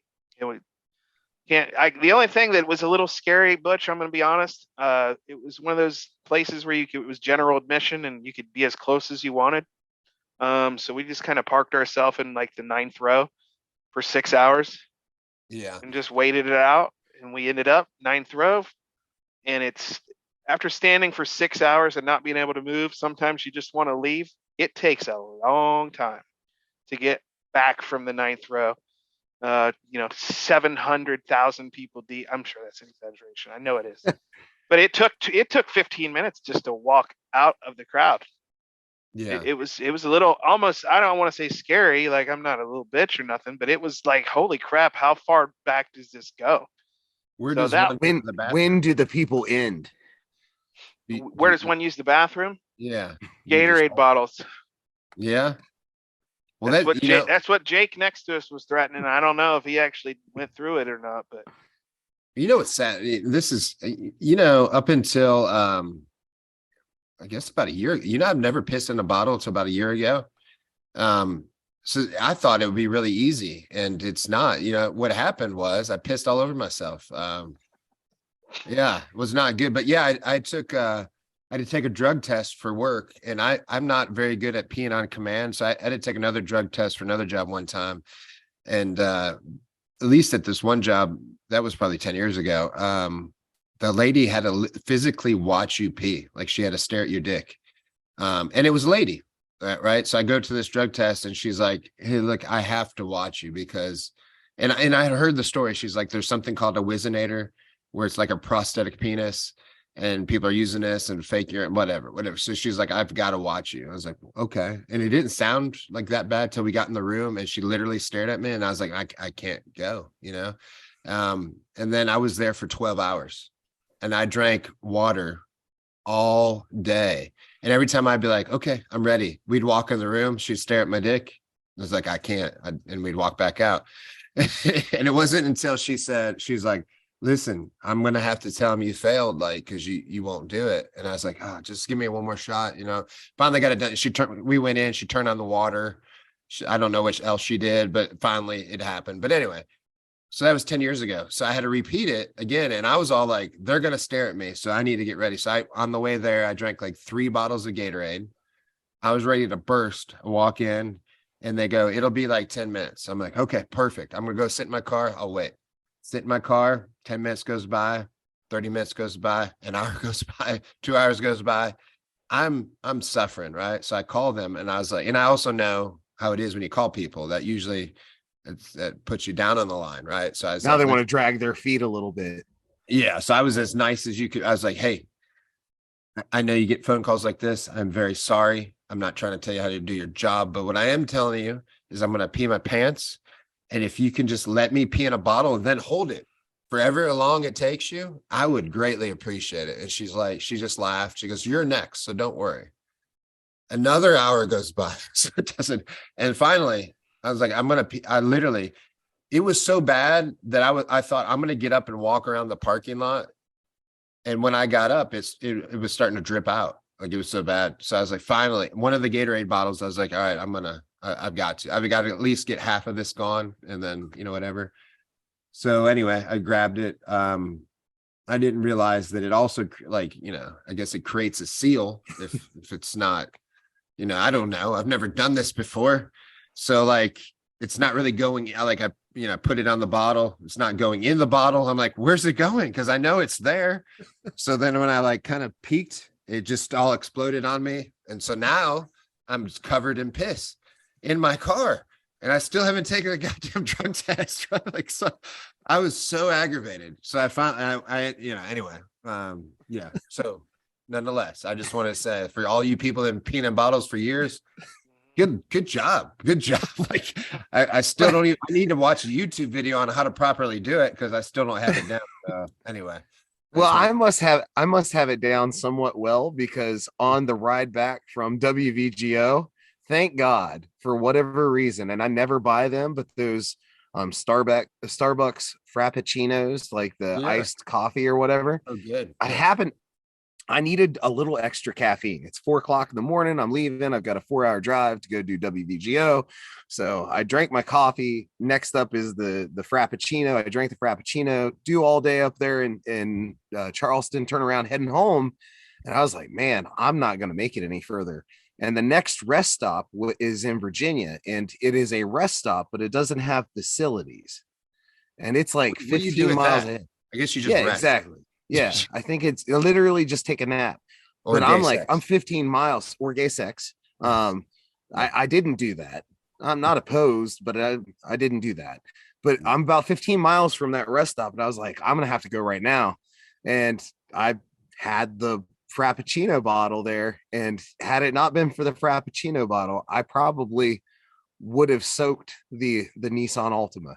So I was able, as I was driving 70 miles an hour, I was able to get everything in the bottle. So there's still a lot of questions on, and again, I shouldn't be so bad at this, but like, where do you just take your pants all the way off? Where do you put your pants? How do you stop from peeing? Because like once I got going, I couldn't like, I was like, I'm just gonna do like a quarter or a third or a half, because I still got to take this drug test. And you can't really stop once you start. There's a lot of the hard part. Yeah, stopping is the hard part. Well, here's luckily there was like this much headroom in the bottle when I was finished, and I had scooted. So I was wearing I was wearing shorts, and I was able to like pull my shorts off to the side a little bit and let my stuff come out. Yeah, exactly. So I let my stuff come out the side, and I pissed in the bottle that away. And I also had to kind of like scoot forward on the seat. That way everything was sort of like facing downward. So now I'm kind of like scooted up underneath the steering wheel. The steering wheel's up by my chest now. And obviously I've got cruise control set, and and I'm tired because I've been up since 4:00 in the morning, and now it's 10:30 at night. And I'm pissing in this bottle at 70 miles an hour, 15 miles away from the Virginia rest stop that doesn't have facilities. And I made everything happen, and I didn't make a mess, and I was proud of myself. And making awkward eye contact at every car that passed you, I hope, as well. Yes, absolutely. Yeah. Nothing's going on in here. I mean, it's an impressive skill. I mean, now that I just assumed it was simple, that you could, and maybe it is. There's some things I'm not good at, and that's definitely one of them. Pissing in a bottle was the most disastrous moment ever. But anyway, here we are. It all works out. Clearly I wasn't on drugs. I passed my drug test. Like I wasn't, that wasn't the worry anyway. It was just peeing on command. And then nonetheless, I think that girl was just weird, because nobody's ever stared at me taking a pee ever again. And I've had to take a lot of drug tests, because every job I go to is another drug test. Only one woman looked at me. And to this day, I still feel like, there was something strange going on that day. Because everybody I asked, they're like, no, that doesn't really happen. It's like, well, it happened that day. So, nonetheless, it's kind of crazy, but interesting. Okay. Well, that's a lot of things. Okay. So in the future, I guess if this happens, I got to wear some shorts, right? And I'll know. Mesh shorts preferably, and boxer briefs, because they're kind of stretchy, and you can kind of pull the leg of the boxer brief over to let your stuff slide down and to kind of like get it into place. That was the key for me. Yeah. And it was a glass Frappuccino bottle. It was a glass Frappuccino bottle. Yes. Did you save it, or did you throw it out the window? As soon as I got to the rest area, I threw it in the trash. Yeah. Every time, I can't think of a rest area without thinking of something about Mary when he's like, Yeah, we're all just peeing. yeah, I'm just peeing. Yeah, we Yeah. all are. Yeah, exactly. Like that's so that's like seared into my brain, that at least that one scene, right? Yep. What's that guy's name? Harlan, right? He was there too, I think. Harlan Williams. Yeah. Was it 7 Minute Abs? He's like, I got one I'm better. telling you right now, there's never been a better section of that movie that's been quoted than that section that you're about to refer to. 6 minute abs versus 7 minute abs. There are people that I do jujitsu with now that I introduced to the sport. That's the whole reason we even started being friends, was because of that scene, and we just started quoting it back and forth. Yeah, yeah. Probably within the last 5 years, I saw him at the Comedy Store. His first name's Harlan for sure, but it was the weirdest comedy set ever. I don't know if he was just like upset or he was just screwing around, but literally he just came out. It was quiet, and he would just go, "Hey," and then people just start laughing. And then you'd be laughing. He'd look at you and be like, "What's up, chicken nugget?" And people laugh. And then he'd be like, "You look like you like some popcorn." It was like the weird he did it for 20 minutes and then left the stage. I was like, what the fuck just happened? Like, but people laughed so hard. You know what I mean? It was like one of those scenarios, like it was funny, but maybe it's funny because we all understood that he was just fucking with us, right? And it was just like, and I was glad I was there. It was like one of those cool nights. It was like, that was cool. Like Dane Cook was there, Theo Vaughn. It was like, that's when the Comedy Store was rocking. And anyway, I'll just never forget that. Cause and maybe a lot of us were like happy that it was him too, like the 7 minute abs guy. Right. Yeah. Yep. And that's what people say. And then you laugh at anything anyway. Right. And it was wild, but anyway, it was cool to see, but I think, there's something about that uncomfortableness that he was kind of making it uncomfortable, and that's what made it funny. I don't know if you follow Andrew Dice Clay at all, but his new thing is he'll go out, and he's obviously older. The younger kids probably don't know who Andrew Dice Clay is. They don't know the Little Miss Muffet sat on a tuffet. Hey, they don't know all that stuff.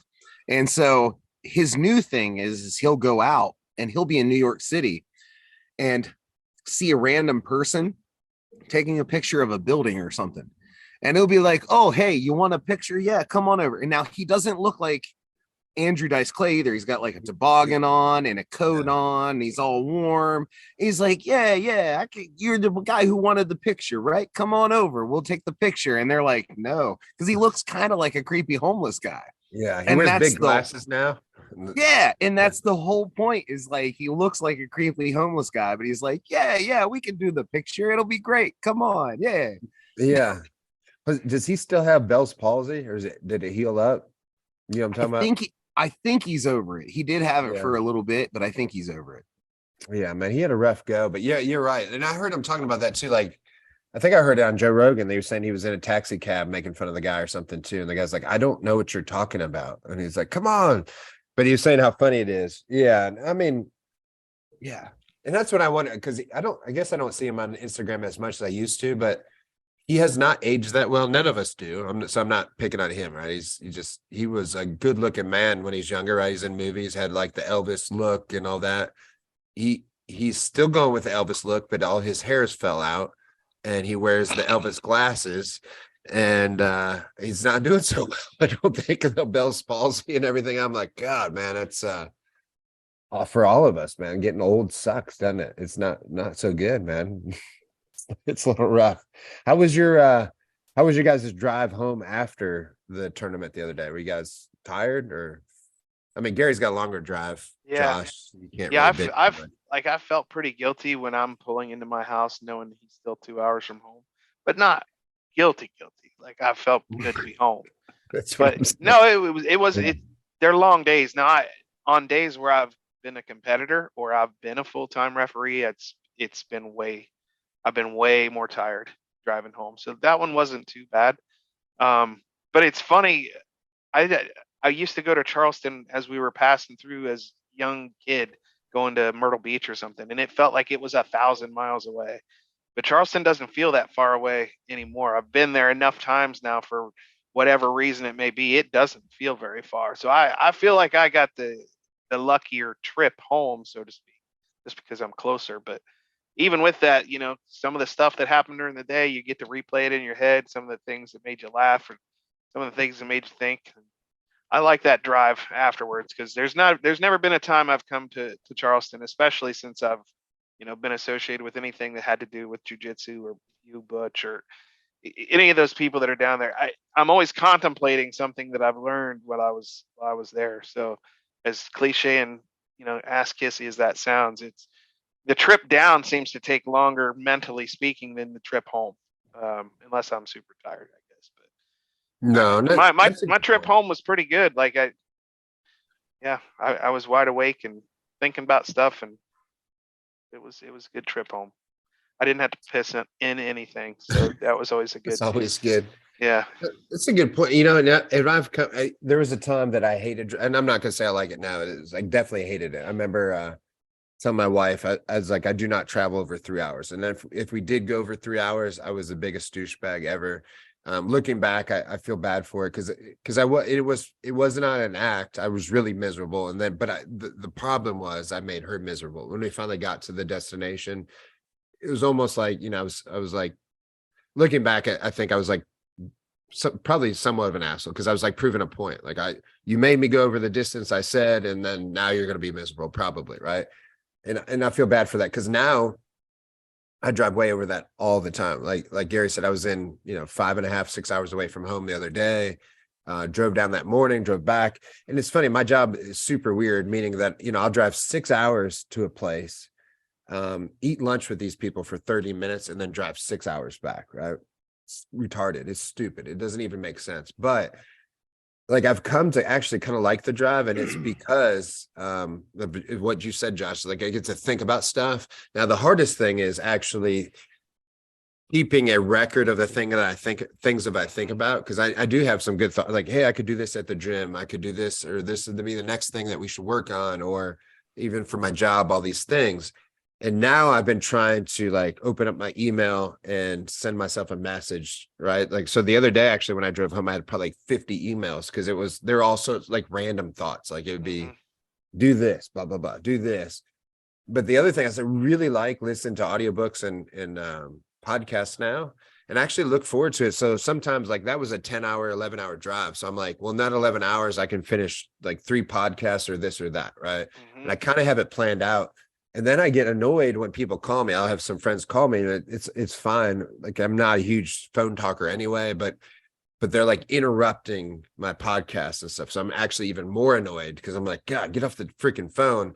And I've got a couple of friends that like, they just want to talk, right? And I don't get to talk to them a lot either. So even though I'm kind of miserable talking to my friends, it's like, I'll be on there for like 2 hours, and then I'm like, God darn it. Like, there goes that whole thing I had planned out where I was going to listen to this.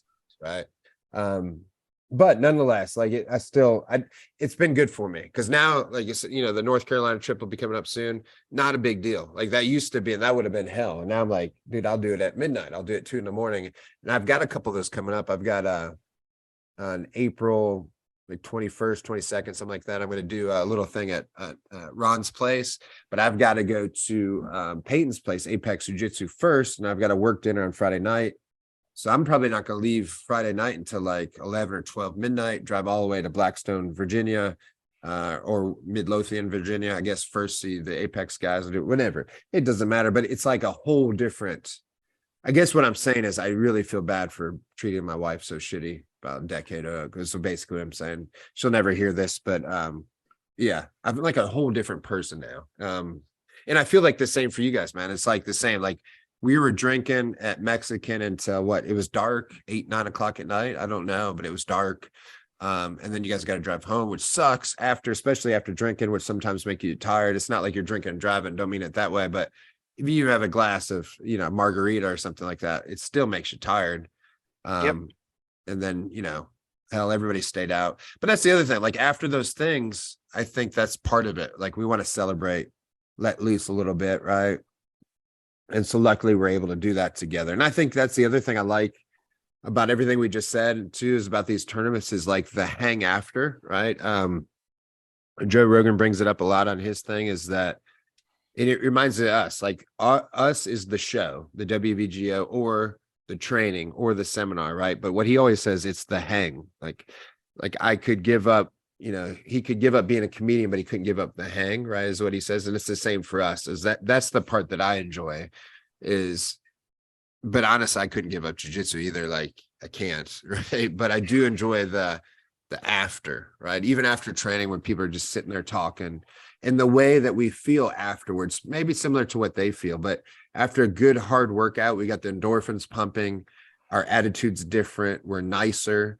And so now those same people that before jujitsu I didn't really want to talk to, right? Other than saying, hi, how was your day? I'm not really connecting deeply. All of a sudden after that, something's different, right? Now it's just an enjoyable thing. And but anyway, that's what I enjoy too. Like I think the same. And so like after you guys left, it's the same thing. I'm just replaying the day, and just how much, everybody is important to everything, right? We all important to each other. Yeah. It's man, we got really good thing going, man. It's awesome. I feel really blessed to think of, the friends we got, all the things that we got coming up. And truthfully, all this stuff makes us think of more stuff to do, right? I mean, thinking of your Brocation and how we can make that better, how you can make it different. It may not even better is the right word, because it was for what it was amazing, right? So the next one might not live up to that one. So it's not a better, it's about how can we continue this thing and do things a little bit different, maybe add some people, maybe not add some people. And that's a beautiful thing, right? I mean, we're lucky. Well, and that is the thing too. Like there, obviously there will be Brocation too, and nobody should be upset if they didn't get added to the invite or not. Like it wasn't about that. It was just about honestly, it was my selfish attempt at getting people together that I wanted to hang out together because I thought they'd be a good match. I was kind of playing matchmaker with my friends. So that's kind of what I was doing. So if you were left out, it's not because I think you're a shit person. It was just maybe I didn't have anybody on the other side of the mountains to match you up with, like as far as that goes. But really, like I can say that even kind of Brocation was sort of inspired by you, Butch, and the fact that like you've done an amazing job of making like everything feel super communal. So when I come to the WVGO, even before we were friends and I was just a competitor there, like, and I've said it on here before, but you always made it like, hey, we're all here together. We're all here to have fun. Let's make it as enjoyable as possible. And so I was like, wow, this guy's cool. And then I come to a couple seminars down there, and then I become a student down there. And it's like, it's always felt like this is a place for everybody, and like take as much as you can from this experience.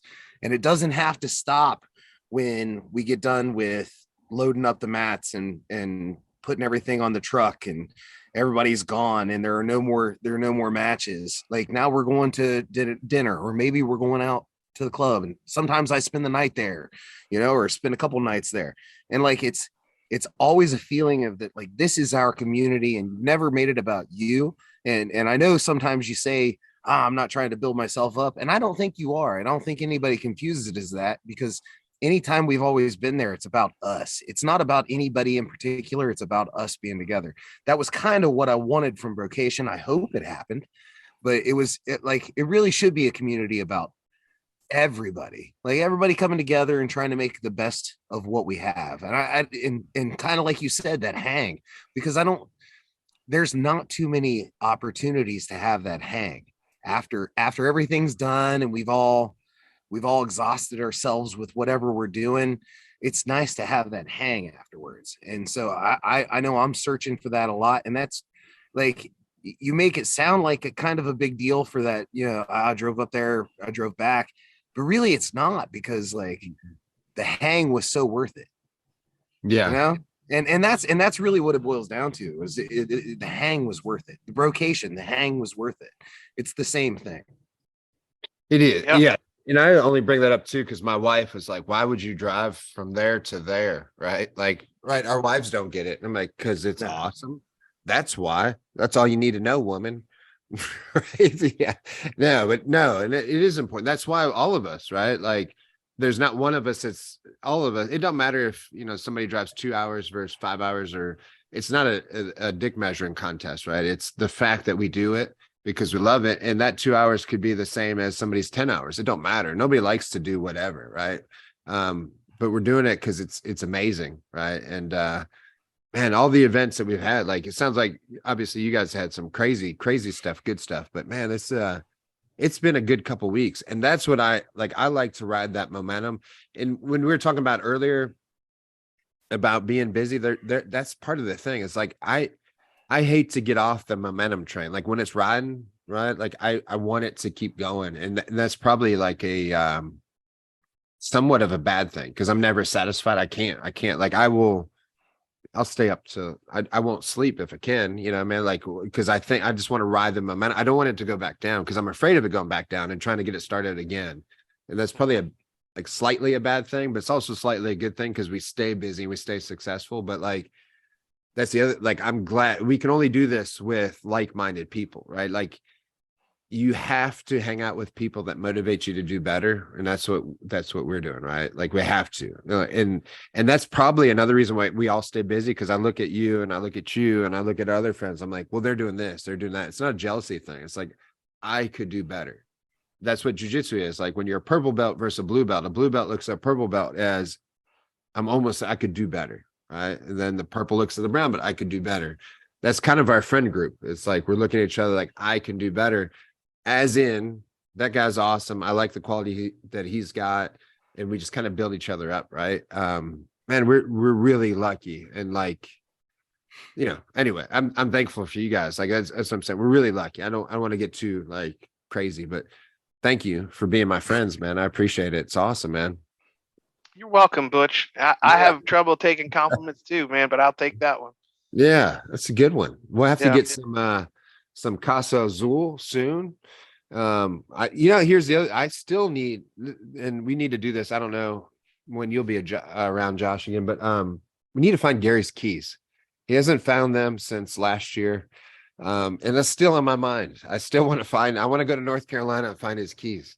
You don't have to worry about it. They've been replaced. It's fine. It's still but the originals, man. Yeah, I want the original. You know what I bought the other day to help me find your keys? I really did buy this, swear to God. They're like these telescoping magnets, because I want to walk like a blind person would have like a cane. Well, this cane has a magnet on the end. So I'm going to walk around North Carolina and just search the ground, and then whatever pops on there. I know where I'm going to search. There's only a few areas. I'm going back to that castle. It might be in the castle. Do you think he lost it? No, you drove from the castle. Yes, I did drive from the castle. Yeah. Well, that helps. So we'll the game plan. One thing that also, so this zero to do with anything. I just want to mention this because I do.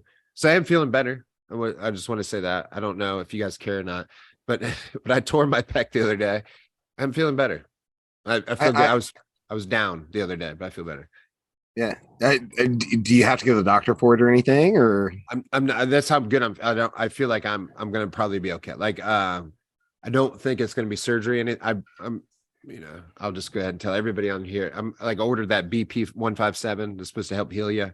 So we'll see how that goes. I took that from my bicep, seemed kind of work. I also had surgery from a bicep, but I do feel, I feel good enough that it's actually not good. Meaning I would probably practice right now, but I'm not going to. Like, I'm trying my best. You feel good enough to do the stupid thing and not let it heal. Mm-hmm. Exactly. But, and then 2 or 3 times today, I reminded myself, like, just by getting out of the car, like so it's weird. And I'll tell you what happened the other day.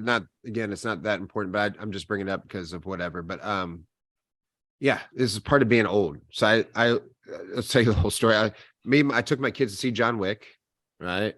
Amazing movie. If you guys have you guys seen that yet? Not yet. Not the new one. Not the new one. I've seen all 3 of the others, but not the new one. Fucking amazing. He does 2 in the first probably hour. He does 2 Imanari rolls. And as soon as he gets in a leg lock position, he pulls out a gun and shoots him in the face. It's fucking amazing. It is awesome, right? So anyway, I'm going to the movies. This is probably 8:00 at night, and I kind of look in the mirror and I was like, you know what would be cooler is if my arms look good before I go out to this movie. So I did some curls, and then I was like, you know what would be even cooler than that? I should do some push-ups because I don't work out. Yes, I was like, I should get my boobs looking good. So I did like 12 curls, and then I put the same weights down that I was curling to do some push-ups. On the 4th push-up, it felt like my arm exploded, like it just ripped off my body. So, and I rolled on the ground and I was like, God, I'm fucking old. Like I was just trying to look good for, whoever. My wife probably thinks, what an asshole. He's trying to look good for other girls. It was not. I was like, whoever, I don't even know what I was doing. I just Popcorn thought this guy. would work. Yeah, I Hey, was wearing popcorn guy, look at this, huh? yeah, I wore an extra small shirt. I was trying to look good, and then I was like, holy shit, I just ripped my fucking chest off on a freaking push-up.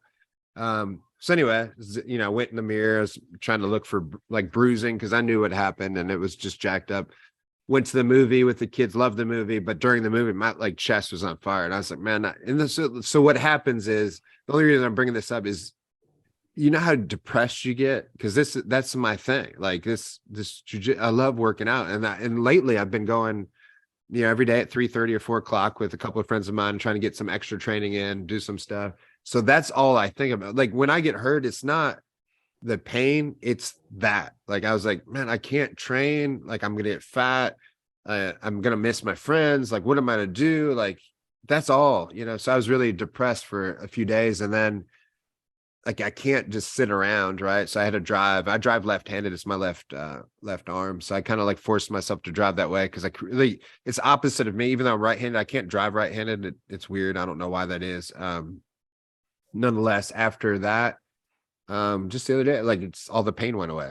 So that's good news, So I was talking to I'll just name drop because that's what I'm gonna do. But I was talking to Tom DeBlas or whatever because I just share injuries with him all the time because he has a lot of the same ones. And anyway, started feeling a little bit better about some stuff. And so today I feel a lot better. So the point is, I was worried too about the 8th coming up. I'm still worried about a little bit. I'm not going to be able to roll that great, but I don't really care. But then the 21st. So that was the other thing too, is like I'm worried about letting people down kind of deal. But nonetheless, I am very optimistic. It's only so I've got 1 week to heal up and I feel like I will. So I think I'll be fine.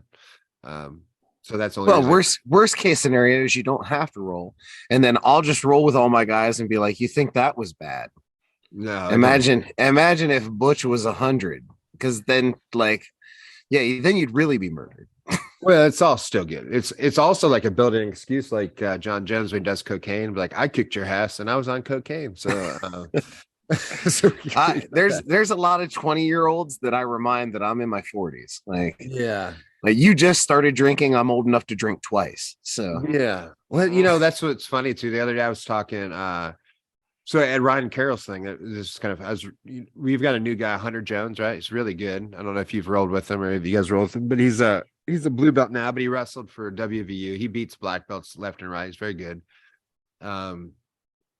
But anyway, I was talking to him and he was born in like 1997. And that freaks me out because I was like 97. Like I was still like, like I was graduating high school in 1995, which is just wild. So that has not left my brain yet because it's so fresh. I was like 97. Like I kept texting him. I'm like, you're really born in 1997.